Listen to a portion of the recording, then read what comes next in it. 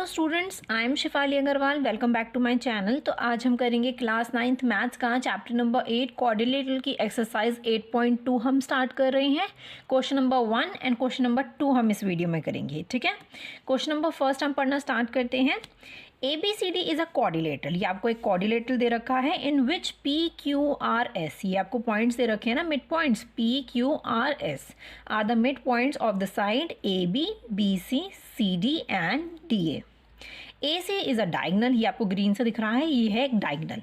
ठीक है, हमें क्या शो करना है इसके अंदर। सबसे पहले फर्स्ट पॉइंट हम देख लेते हैं।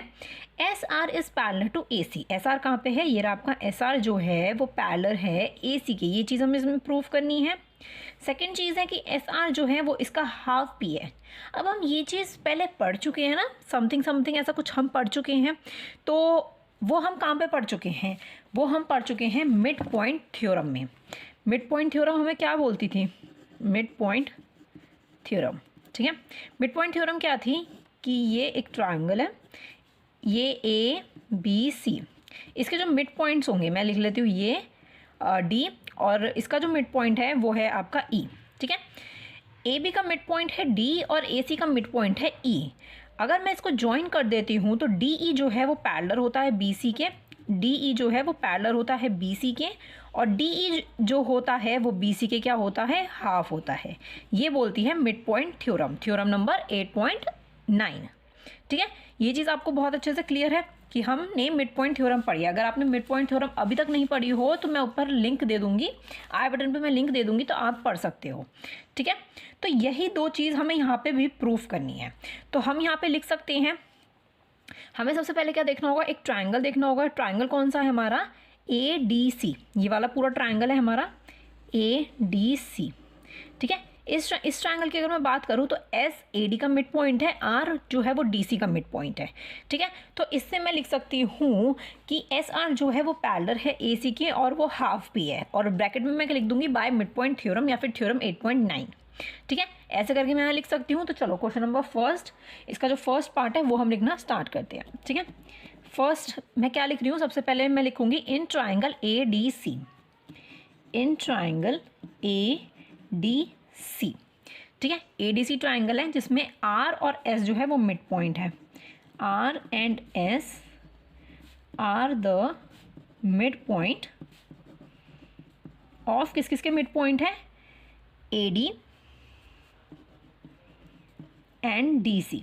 ठीक है, इसके मिड पॉइंट है। इस चीज़ से हमें क्या चीज़ पता चलती है कि SR जो है वो आपका पैरेलल हो जाता है AC के, एंड SR जो है वो हाफ हो जाता है AC का। ठीक है, ये चीज़ से क्लियर हो जाती है। और आप ब्रैकेट में क्या लिख सकते हो? By mid point theorem. ठीक है, बाय मिड पॉइंट थ्योरम से हम ये चीज़ बोल सकते हैं कि इसके पैरेलल भी है और इसके हाफ भी है। तो हमारा फर्स्ट पार्ट हो चुका है। अब हम इसका सेकंड पार्ट देख लेते हैं। सेकंड पार्ट क्या है? PQ is equals to RS। PQ आपकी वाली लाइन है और RS ये है। ये हमें प्रूफ करना है कि ये दोनों जो है वो इक्वल है एक दूसरे के। तो वो हम कैसे कर सकते हैं?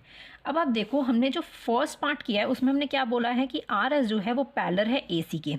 अगर मैं ये वाला ट्रायंगल की बात करूँ, ABC वाले की बात करूँ, तो मैं ये चीज़ यहाँ पे लिख सकती हूँ, यहाँ चीज़ प्रूफ कर सकती हूँ बाय मिड पॉइंट थ्योरम से कि PQ जो है वो पैरेलल है AC के, और इस PQ जो है वो हाफ है AC का। तो दोनों में देखो क्या चीज़ कॉमन आएगी? AC कॉमन आएगी कि SR जो है वो पैरेलल है AC के और PQ भी पैरेलल है AC के। तो मैं यहाँ पे लिख पाऊंगी कि PQ जो है वो SR के भी पैरेलल होगा। वैसे ही अगर मैं हाफ की बात करूँ तो सेम वही चीज़ आएगी, हाफ ऑफ AC दोनों में कॉमन आएगा। तो मैं लिख पाऊंगी कि PQ जो है वो RS के इक्वल है। यही चीज़ हमें इसमें प्रूफ करनी है। तो चलो हम ये स्टार्ट करते हैं। मैं इसका सेकेंड पार्ट करती हूँ। यहाँ पे मैं लिखती हूँ इन ट्राइंगल, कौन से ट्राइंगल मिलेंगे? हम सबसे पहले ABC, P and Q are the midpoints. P and Q are the midpoints.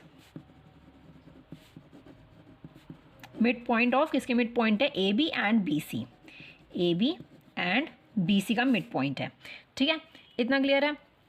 Okay, अब आप आगे देखो कि इससे हमें क्या कंक्लूजन निकलता है bye theorem, mid point theorem से, कि PQ जो है वो पैरेलल है किसके? AC के, एंड PQ जो है वो हाफ है AC का। ठीक है, अब ये इसको मैं मान लेती हूँ फर्स्ट इक्वेशन और इसको मैं बोलती हूँ सेकेंड इक्वेशन, राइट। तो अब आप देख सकते हो AC AC, ठीक है, तो मतलब PQ जो है वो SR के भी पैरेलल हो जाता है, और same half of AC half of AC दोनों में ही इक्वल आ रहे हैं, तो मैं यहाँ लिख सकती हूँ SR जो है वो इक्वल है PQ के, ठीक है। तो इससे हमें दो चीज़ मिल जाती है, ठीक है। तो मैं यहाँ लिख सकती हूँ कि फ्रॉम फर्स्ट एंड सेकेंड, एक तो मैं यहाँ लिख सकती हूँ कि PQ जो है वो पैरेलल है, PQ जो है वो पैरेलल है किसके, SR के, एंड PQ जो है वो इक्वल है SR के। यही चीज़ हमें प्रूव करनी थी, यही था हमारा सेकंड पार्ट। इतना क्लियर हो गया है, सेकंड पार्ट भी हमें क्लियर हो गया। अब थर्ड पार्ट देखो, थर्ड पार्ट क्या दे रखा है, PQRS is a parallelogram. PQRS ये आपको एक पैरेललोग्राम प्रूव करना है आपको इसे, ठीक है, ओके। तो अब आपको ABCD तो एक क्वाड्रिलेटरल दे रखा था और ये इसके मिड पॉइंट दे रखे। अब इसको आप पैरेलल कैसे प्रूव करोगे ये मुझे बताओ। देखो पैरेललोग्राम आप कैसे से प्रूफ कर सकते हो कि हमें साइड्स जो हैं वो पैरेलल मिल जाए, तो उससे आप बोल सकते हो कि हाँ PQRS एक पैरेललोग्राम है, ठीक है। अब आप देखो इसमें हमें ये चीज़ तो ऑलरेडी गिवन है, ये चीज़ हमने अभी जस्ट प्रूफ करा है कि PQ जो है वो पैरेलल है RS के, ठीक है, और PQ जो है वो इक्वल भी है। ये कौन सी थ्योरम थी हमारी, ये थी हमारी थ्योरम 8.8। एक क्वाड्रिलेटरल कब एक पैरेललोग्राम होगा, अगर उसकी पेयर ऑफ ऑपोजिट साइड जो हैं वो इक्वल भी होगी और पैरेलल भी होगी। तो वही चीज़ यहाँ पे हम ऑलरेडी प्रूफ कर चुके हैं। तो मैं यहाँ पे थर्ड पार्ट यहाँ पे मैं लिख देती हूँ कि हम यहाँ पे ऑलरेडी सेकंड पार्ट से हम यहाँ लिख सकते हैं कि PQRS is a parallelogram. Reason आप क्या दोगे, या तो आप लिख सकते हो खाली थ्योरम 8.8, अगर आप पूरा लिखना चाहते हो तो आप यहाँ पे पूरा लिख सकते हो, मैं पूरा ही लिख देती हूँ यहाँ पे। A quadrilateral is a parallelogram if a pair of opposite sides is equal and parallel, ठीक है, इक्वल और पैरेलल हैं, जिसकी वजह से हम ये चीज़ बोल सकते हैं कि PQRS क्या है, एक पैरेललोग्राम है, ठीक है। इतना क्लियर हो गए हैं, तीनों पार्ट आपको बहुत अच्छे से क्लियर हो गए होंगे। अगर आपने मिड पॉइंट थ्योरम अभी तक नहीं पढ़ी हो तो नीचे आपको प्लेलिस्ट मिल जाएगी डिस्क्रिप्शन बॉक्स में, ठीक है। डिस्क्रिप्शन बॉक्स में प्लेलिस्ट पे जाओ, वहाँ पे आपको मिड पॉइंट थ्योरम मिलेगी, थ्योरम 8.9 एंड 8.10। तो उन दोनों को अच्छे से पढ़ लो क्योंकि ये पूरी एक्सरसाइज जो है मिड पॉइंट थ्योरम पे बेस्ड है, ठीक है। तो चलो अब आपको क्वेश्चन नंबर फर्स्ट तो हमारा हो गया, अब हम चलते हैं क्वेश्चन नंबर सेकेंड पर। अब हम क्वेश्चन नंबर 2 पढ़ना स्टार्ट कर रहे हैं। ABCD is a rhombus, ABCD एक रोम्बस हमें गिवन है। PQRS are the mid points of the side AB BC CD और DA respectively. Show that the quadrilateral PQRS are rectangle. तो हमें रेक्टेंगल प्रूव करना है, तो सबसे पहले मैं एक रोम्बस बना लेती हूँ यहाँ पे। ये आपका एक रोम्बस मैं बनाती हूँ यहाँ पे, ठीक है। ये मैं एक रोम्बस बनाया है मैंने यहाँ पे ABC और D, ठीक है। इसमें मिड पॉइंट्स हमें दे रखा है PQRS, तो यहाँ से ये आपका P, ये Q, ये R और ये आपका S, ठीक है। मैं इसको कर रही हूँ ज्वाइन, ठीक है, मैंने इसको कर दिया ज्वाइन, ओके। और क्या बोल रखा है इसमें, show that the quadrilateral PQR is a rectangle. तो अब आपको रोम्बस की प्रॉपर्टीज़ आपको पता है। रोम्बस की प्रॉपर्टीज़ क्या होती हैं, उसके जो साइड्स होते हैं, रोम्बस का जो साइड्स होते हैं वो क्या होते हैं, वो इक्वल होते हैं, और आपका जो डायगोनल होता है, डायगोनल जो होता है वो 90 डिग्री होता है, इंटरसेक्ट कर रहे होते हैं डायगोनल्स, ठीक है। तो ये दोनों प्रॉपर्टीज़ होती है एक रोम्बस की, ठीक है। तो मतलब ये चीज़ें हमें गिवन हैं, तो मैं यहाँ पे एक डायगोनल बना देती हूँ, डायगोनल्स बना देती हूँ जो कि 90 डिग्री पे क्या करेंगे, इंटरसेक्ट करेंगे। ये मैंने यहाँ पे ग्रीन पेन से डायगोनल्स बना दिए हैं, ठीक है, इतना क्लियर है। तो ये आपका हो जाता है 1, ये आपका हो जाता है 2, इसको मैं ले लेती हूँ 3 और इसको मैं ले लेती हूँ 4, ठीक है। ये 4 डायगोनल्स हैं जो कि ये 90 डिग्री के हमें गिवन हैं, ठीक है। तो सबसे पहले मैं यहाँ गिवन लिखना स्टार्ट करती हूँ कि क्या क्या चीज़ें हमें गिवन है।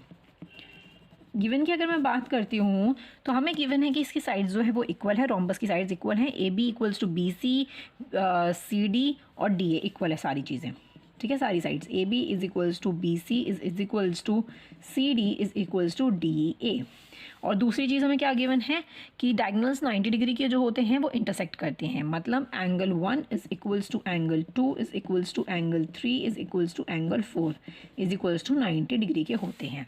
इतना क्लियर हो गया है। अब हम यहाँ पे लिखते हैं टू प्रूफ। हमें टू प्रूफ क्या करना है इसमें, तो मैं लिख देती हूँ यहाँ पे टू प्रूफ क्या करना है।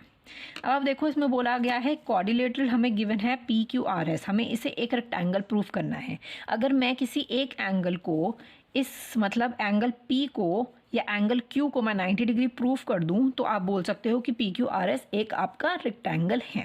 आपको रेक्टेंगल की प्रॉपर्टीज़ ऑलरेडी पता होगी। तो अगर मैं एक को 90 डिग्री मुझे करना है तो मतलब मुझे उसको पैरेललोग्राम प्रूफ करना होगा। हमें ये चीज़ प्रूफ करनी होगी पी क्यू आर एस एक पैरेललोग्राम है।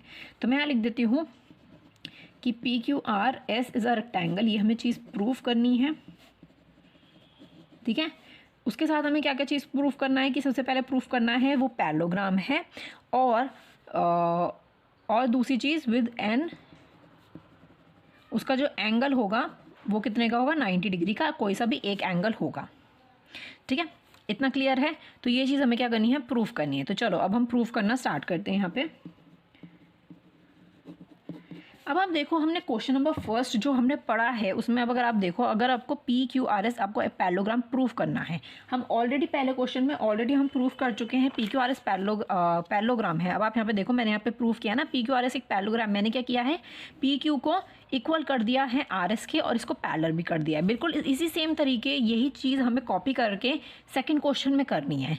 या तो आप बिल्कुल सिमिलर यही दोनों साइड लेकर आप लिख सकते हो, या मैं आपको आर क्यू और एस पी इन दोनों साइड्स को लेकर मैं आपको पी क्यू आर एस एक पैरेललोग्राम में प्रूफ करके दिखा सकती हूँ। तो हम क्या करते हैं, अब हम यही सेम तरीका से हम क्या करेंगे, एक इसे पैरेललोग्राम हम प्रूफ करने वाले हैं। ठीक है, तो चलो अब मैं क्या करूँगी, अब मैं कौन सी साइड लूँगी, अब मैं साइड लूँगी आर क्यू और पी एस, ये वाली दोनों साइड्स मैं लूँगी कि मैं इन दोनों को इक्वल करूँगी, इन दोनों का पैरेलल प्रूफ करूँगी और मैं लिख दूँगी कि P Q R S is a parallelogram. ठीक है, फिर उसके बाद हम 90 डिग्री भी से प्रूफ करेंगे। सबसे पहले पैरेललोग्राम करते हैं। अब मुझे करना है कि आर क्यू जो है वो डी बी के पैरेलल भी है और इसके हाफ भी है। तो मैं कौन सा ट्राइंगल लूँगी, बी सी डी। तो मैं लिखती हूँ कि in triangle B C D इसके मिड पॉइंट कौन कौन से हैं, आर और एस जो है मिड पॉइंट है। तो मैं लिख देती हूँ R and Q is the mid point of कौन सी साइड के मिड पॉइंट हैं, देखो D C and B C. ठीक है, इन दोनों के मिड पॉइंट्स हैं।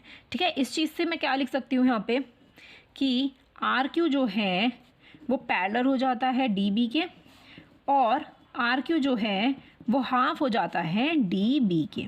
ठीक है, और रीज़न क्या लिख सकते हो आप, बाय मिड पॉइंट थ्योरम। ठीक है, बाय मिड पॉइंट थ्योरम से आप ये चीज़ यहाँ पे लिख सकते हो। इतना क्लियर है।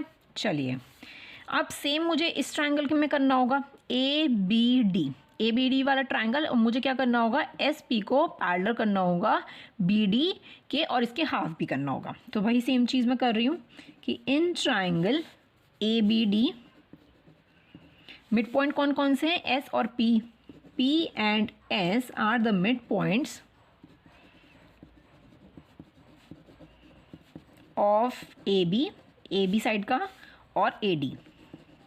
ठीक है, इन दोनों साइड्स के क्या है, मिड पॉइंट है। इस चीज़ से मैं क्या लिख सकती हूँ कि पी एस जो है वो पैरेलल है किसके, डी बी के, और पी एस जो है वो हाफ है किसके, डी बी के हाफ है।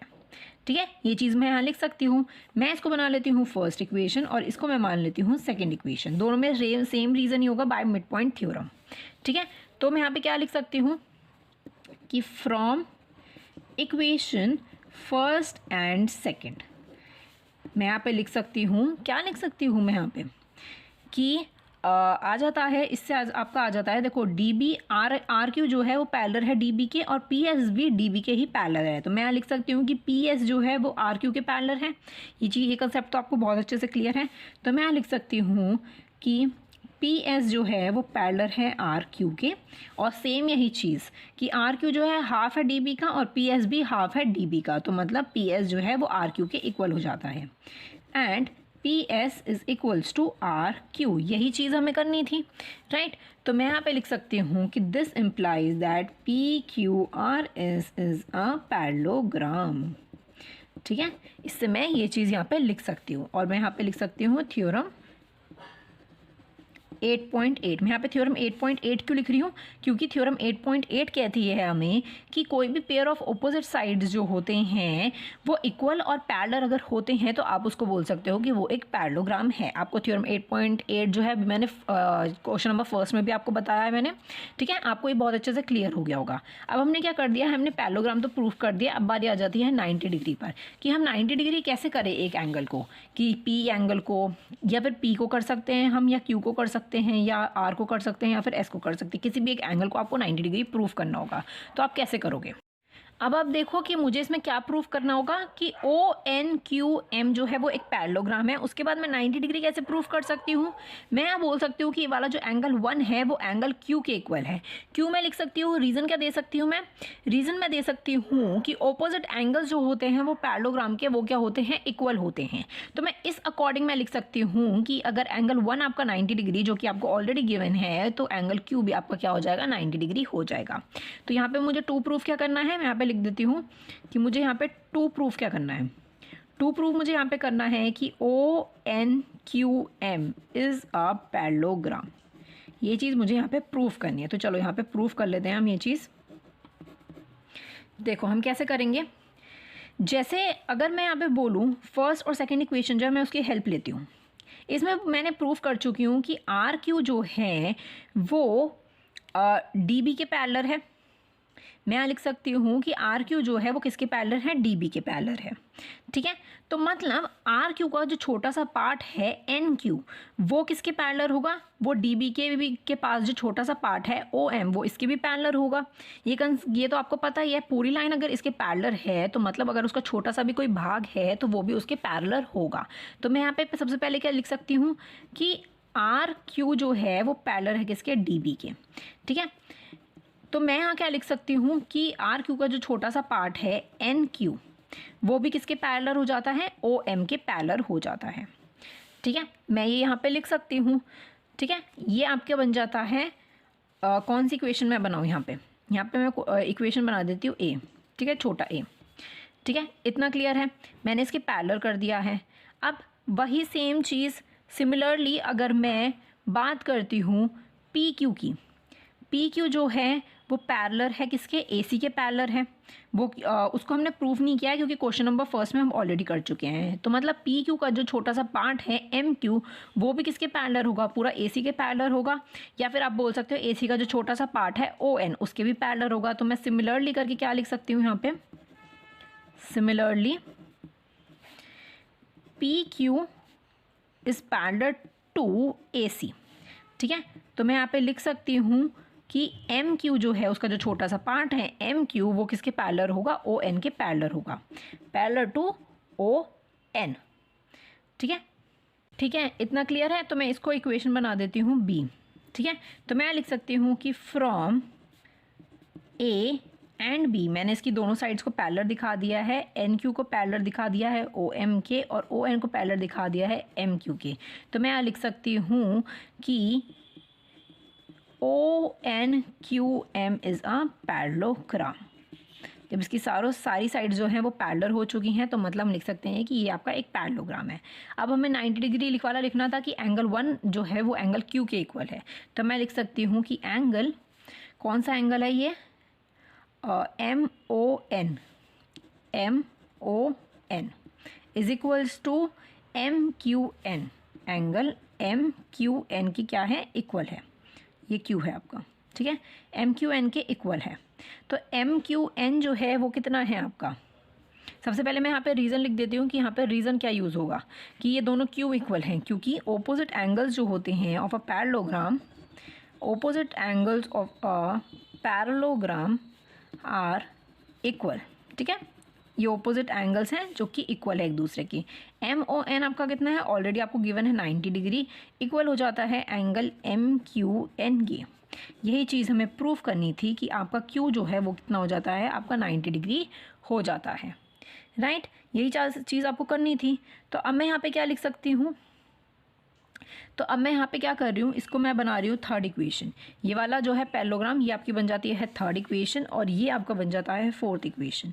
तो मैं यहाँ पे लिख सकती हूँ कि फ्रॉम थर्ड एंड फोर्थ से मैं क्या लिख सकती हूँ कि P Q R S is a rectangle. ठीक है, सबसे पहले मैंने उसे पैरेललोग्राम प्रूफ किया, फिर उसको 90 डिग्री प्रूफ किया मैंने। ठीक है, फिर उसके बाद मैं लिख सकती हूँ कि पी क्यू आर एस आपका एक पैरेललोग्राम हो चुका है। ठीक है, इतना क्लियर हो गया है। सेकंड क्वेश्चन आपको बहुत अच्छे से क्लियर हो गया होगा कि कैसे हमने प्रूफ किया है इसको। सबसे पहले हमने क्या किया था कि हमने पी क्यू आर एस को एक पैरेललोग्राम प्रूफ किया था। पी क्यू और आर एस को मैं ऑलरेडी फर्स्ट क्वेश्चन में कर चुकी हूँ, पैरेलल भी है और इक्वल भी है। सेम इसमें मैंने क्या किया है, आर क्यू को पैरेलल करके दिखा दिया है पी एस के साथ। ठीक है, इतना क्लियर है। फिर उसके बाद मैंने क्या किया है, मैंने कि छोटा सा आपका क्वाड्रिलेटरल लिया, मैंने इसे पैरेललोग्राम मैंने प्रूफ किया। उसके बाद थ्योरम जो हमारी थी कि opposite angle of the parallelogram are equal, तो उस अकॉर्डिंग मैंने इसको 90 डिग्री प्रूफ कर दिया है। तो आई होप आपको ये सेकंड क्वेश्चन बहुत अच्छे से क्लियर हो गया होगा। अगर कोई भी प्रॉब्लम होती है तो मुझे कमेंट सेक्शन में बता सकते हो या फिर इंस्टाग्राम पे भी मुझे मैसेज कर सकते हो, राइट। तो अगर वीडियो पसंद आई हो तो लाइक कर दीजिएगा, चैनल को अभी तक सब्सक्राइब ना किया हो तो चैनल को सब्सक्राइब ज़रूर कर दीजिएगा एंड प्लीज़ सपोर्ट मी। मिलते हैं नेक्स्ट वीडियो में। Thank you so much and bye bye.